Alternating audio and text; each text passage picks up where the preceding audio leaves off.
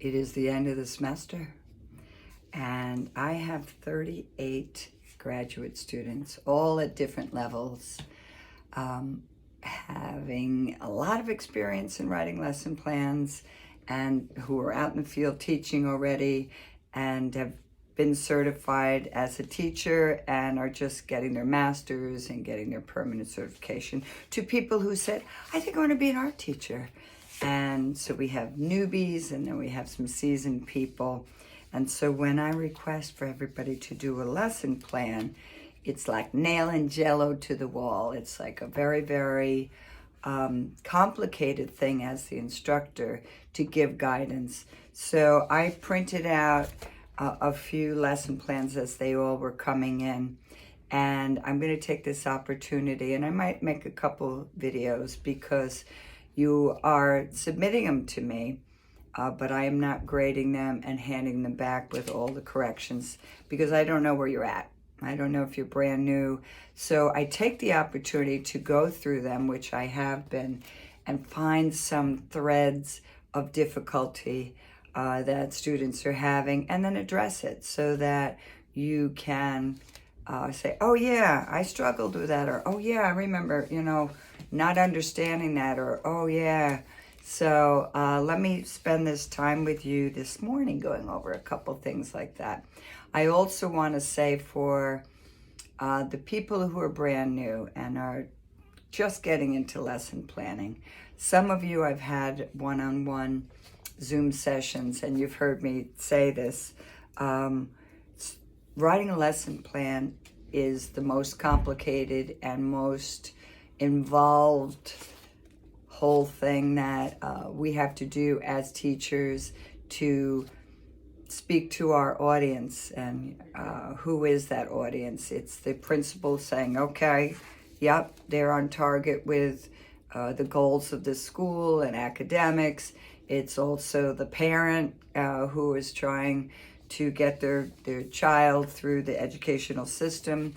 Maybe it's the parent of a high school student trying to get scholarship to get into a really great art college, to the preschooler who is engaged and developing, and the parent of that child. Then you have the child, keeping them engaged, keeping them creating, keeping them expressing. If this sounds new to you, then go back to my long videos that I made about the who, what, where, when. They're really breaking this down from, I've been teaching for 42 years. And I even still to this day, if I have to write a lesson plan, I got to really think it out. So one big thing I want everybody to remember, you're writing this sketch, you're writing this plan, you're writing it for you so that you can teach. And at a glance, you could grab your lesson going, okay, this is where are my materials? These are my objectives. Day one is this. And so it really is a map for you. But the next time you teach it, it may have totally changed. And you have to go back in and alter what you learned in doing that lesson. You also are responsible for bringing that second grader to third grade, to fourth grade. So there are specific things that should be in a lesson that are bringing your student through the learning process, if you're elementary or you're middle school, to give the student a lot of skills, awarenesses, and really that they know the arts. The arts, you're going to hear me talk about principles and elements of design. Those are our building blocks. And I'm not seeing a lot of that in the lesson planning. I selected the giving bowl, or the giving vessel, to incorporate that expressive humanitarian thematic thread for this lesson.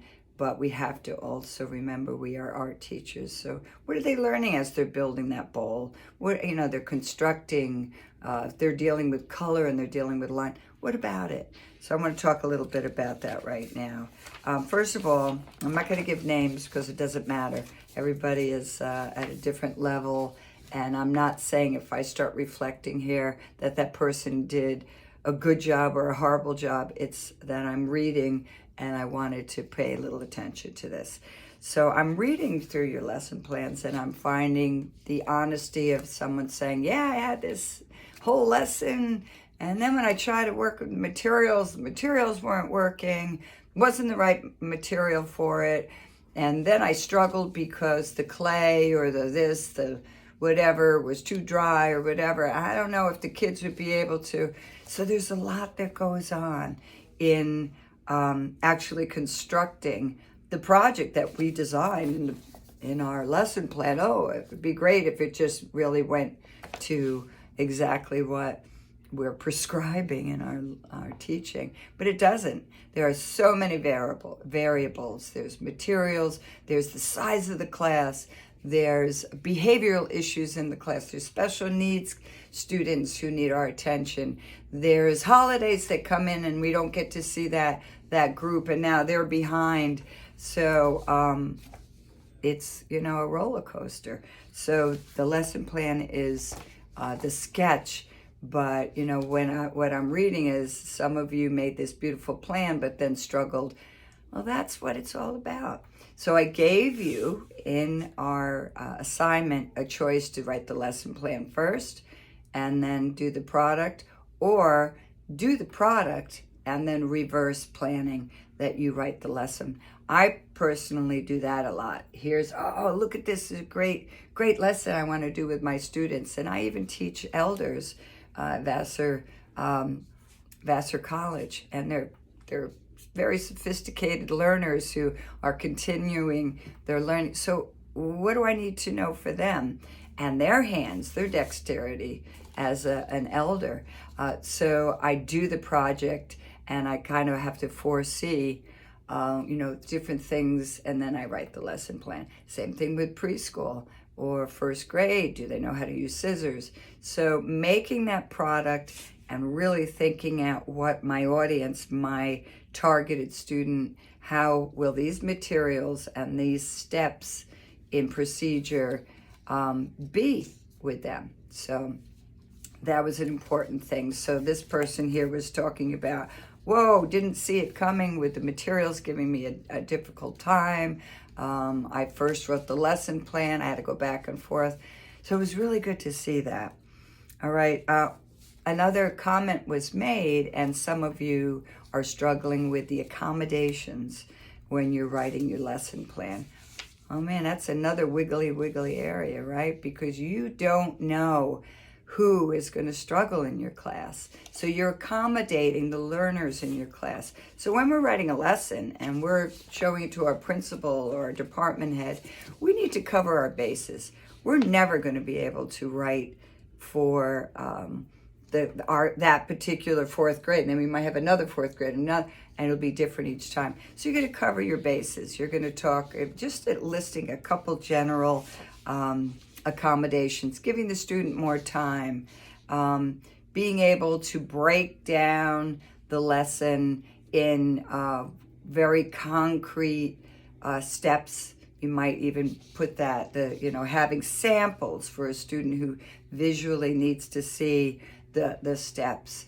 So you're thinking out the possibilities of how you might have to break down a lesson for a special learner. You may also write a statement about, if needed, hand over hand with instruction, assisting the student with a particular technique or process or skill, like hand over hand cutting with scissors. They may have an assistant.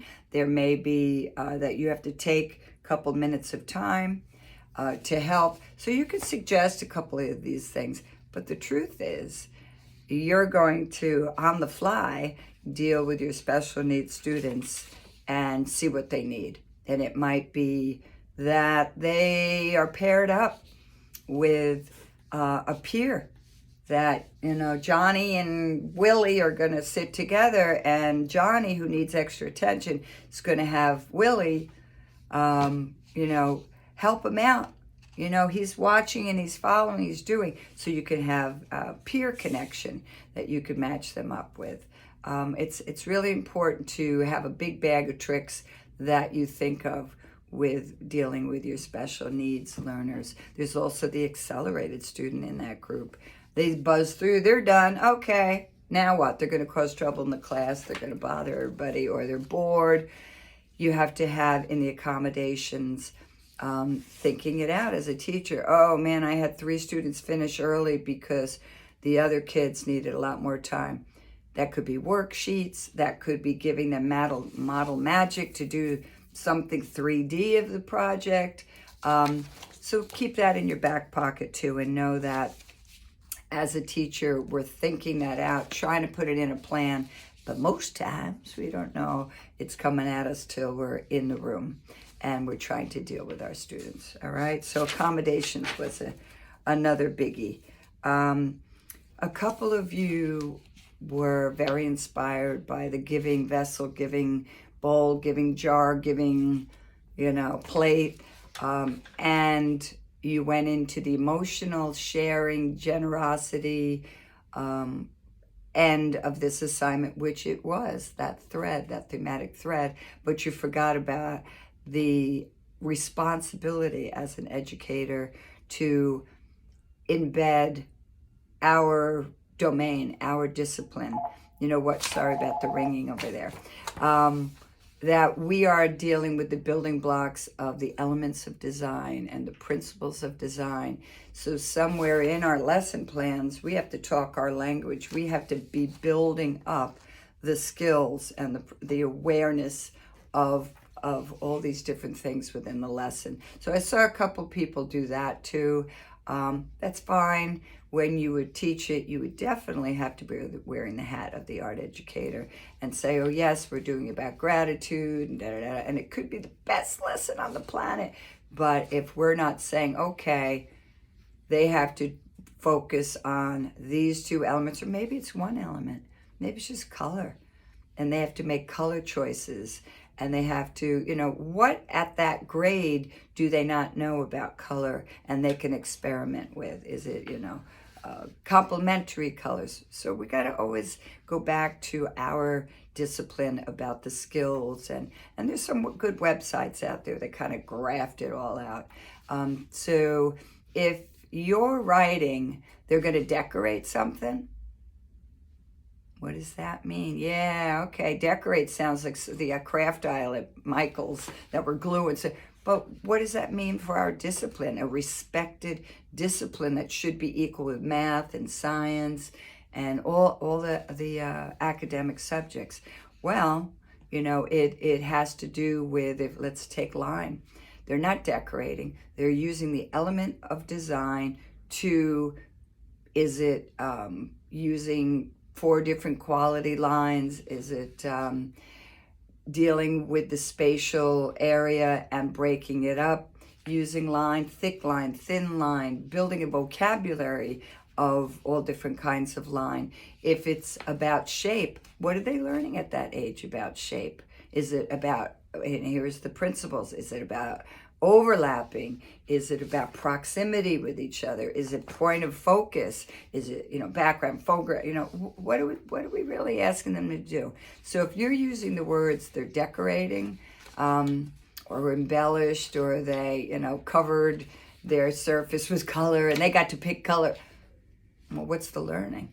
What is the strategic stratus that they're learning at this time, so that the next lesson they have that and they're building on? So if you don't know the whole listing of all the different skills and awarenesses and techniques, maybe it's a technique. I talked to one student. The students are painting, selecting colors and painting and using words. Well, that's particular letters. Is it block lettering? Is it script? How is that painted on there? Now we have about painting skills and techniques, knowledge of different brushes. Students are learning that. They're learning to use very thin brushes. They're using flat edge brushes. That should be noted in your lesson. How are they learning to use brushes? Their selection of brushes and their detail of using them properly. So it's not just they're going to paint something. If you're asking them to put lettering on something, that's a form of art, that calligraphy, being aware of typeface, being the placement, the scale of things. So get in those elements of design, get into the principles, and start really talking that language.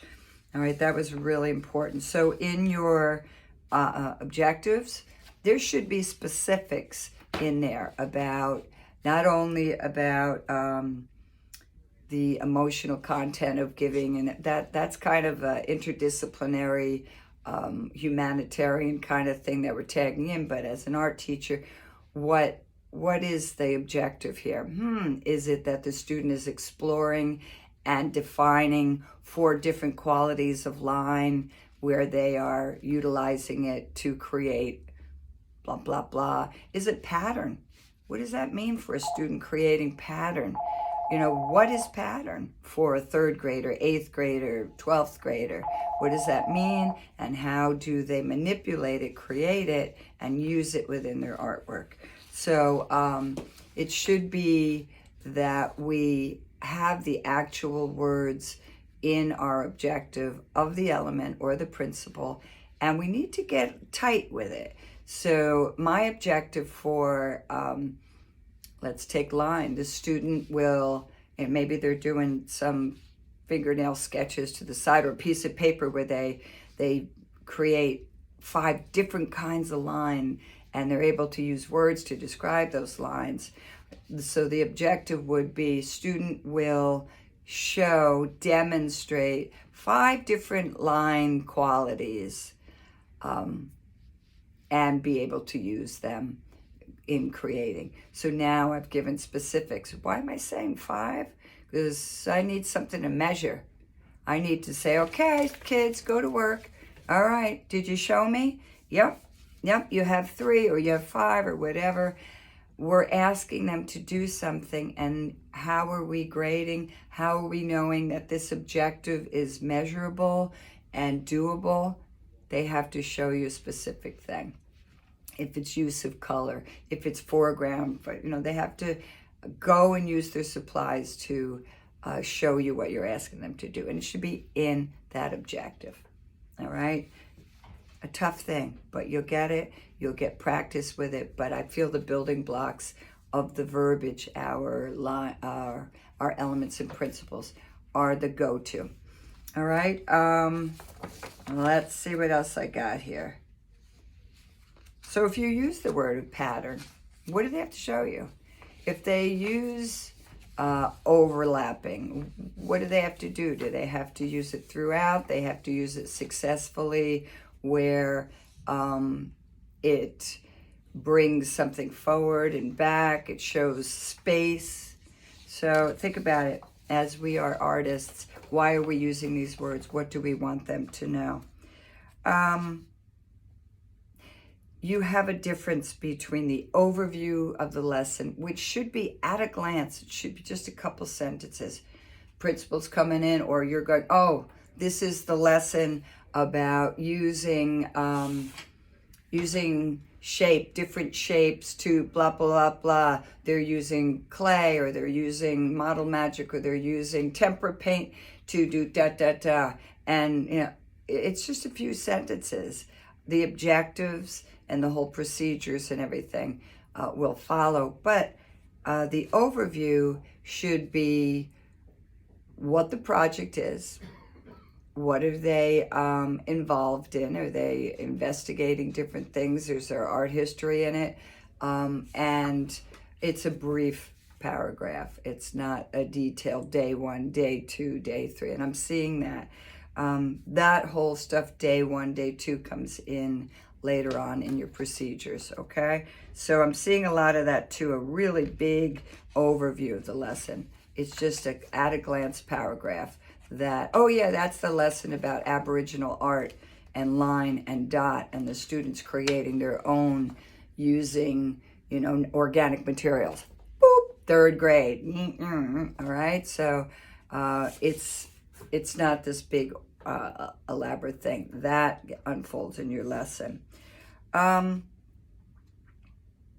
Yeah.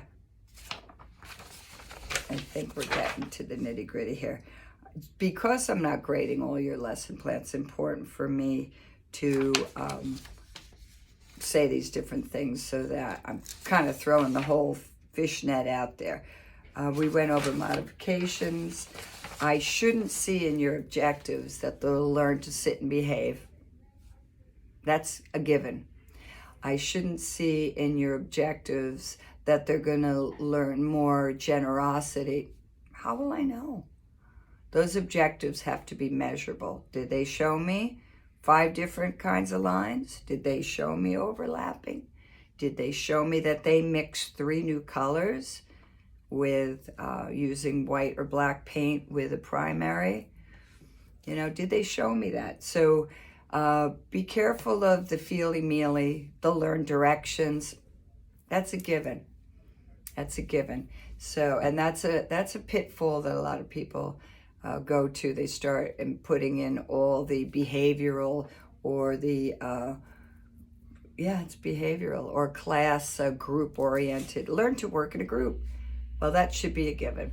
Objectives are the art objectives, and then you can put the interdisciplinary if it's science, math. Boy, art is math, right? And science, so is that in there? You put an objective. All right, I hope this helped. I'm going to probably do a couple more videos. Please ask me questions. Again, I'm not fine-tooth combing all your lesson plans. That would be kind of silly because I don't know where you're at. So if you have very specific questions, as we go into our sharings with our Zooms, present your questions, and as a group we can we'll talk about them as well. See you for all the Zooms. I'm very excited. Been looking at all your projects. Nice work. Thank you.